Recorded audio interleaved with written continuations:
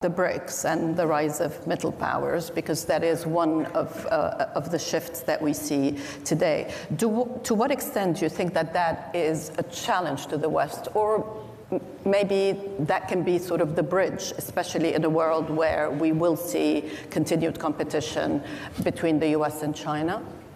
I think it's important to go back to how it began. The BRICS started in an era where Western dominance was very strong. The premier gathering of the world was the G7. And you had a number of significant powers in the world who felt that, well, they were not part of the G7, but maybe they also brought value to the table by sitting and discussing with others.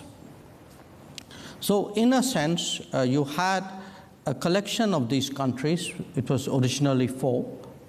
South Africa joined later.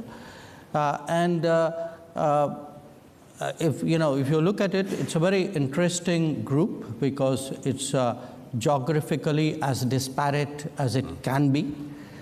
Yet it is bound by the fact that these discussions we've had over a decade and a half have been very useful for all of us. Now, like any product, you test it in the market at some point. We tested it last year and asked people, so how many of you want to join BRICS? And we got almost 30 countries who were willing to join BRICS. So clearly, if 30 countries saw value in it, there must be something good we've done. So I think it's important today to make a distinction between being non-West and anti-West. Mm-hmm. I would certainly characterize India as a country which is non-West, but which has an extremely strong relationship with Western countries, getting better by the day.